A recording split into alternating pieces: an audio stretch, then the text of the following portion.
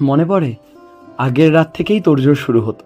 পুরনো একটা সাদা গেঞ্জি খুঁজে বার করা, যাতে রং ভালো ফোটে, আর লুকিয়ে রাখা পিচকারিটা একবার টেস্ট করে দেখে নেওয়া যে ঠিকঠাক চলছে তো।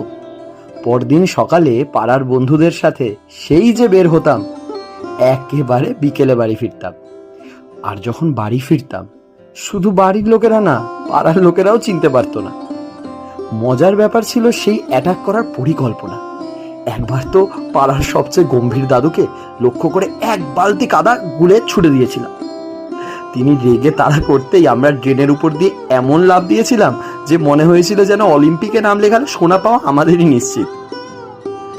সেই দিনগুলোর বিকেলবেলা স্নান করতে গিয়ে কান আর ঘাড়ের পেছন থেকে রং তুলতে না পারার সেই খিটখিটে মেজাজটাও আজ বড্ড মিস করি। তবে এই মজার আড়ালেই লুকিয়ে থাকে এক চিলতে মন খারাপ। বড় হওয়ার সাথে সাথে সেই দলছুট বন্ধুদের আড্ডাটা ফিকে হয়ে গেল।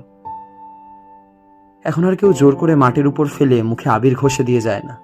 ফোনের স্ক্রিনে হ্যাপি হোলি মেসেজগুলো আসলেও সেই পিচকারির জলের ঝাপটা আর পাওয়া যায় না। হারানো বন্ধুদের সেই অট্ট হাসিগুলো এখন কেবল দীর্ঘশ্বাসে পরিণত হয়েছে। চাকরি জীবনে দোলবানে এখন ক্যালেন্ডারের লাল কালি আর একটা অতিরিক্ত ঘুমের সুযোগ।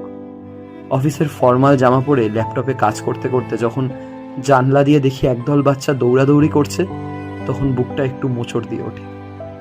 বস হয়তো আবির মাখা একটা ছবি পাঠালেন গ্রুপে, আর আমি প্রত্যুত্তরে ইমোজি পাঠালাম। জীবনের এই দৌড়ে আমরা এতটাই রঙিন হতে ভুলে গেছি যে এখন দোল আসছে বলে কিছুই মনে হয় না। শৈশবের সেই আবির মাখা মুখগুলো আজ যেন কর্পোরেট দুনিয়ার ধূসর রঙের ভিড়ে কোথাও হারিয়ে গেছে।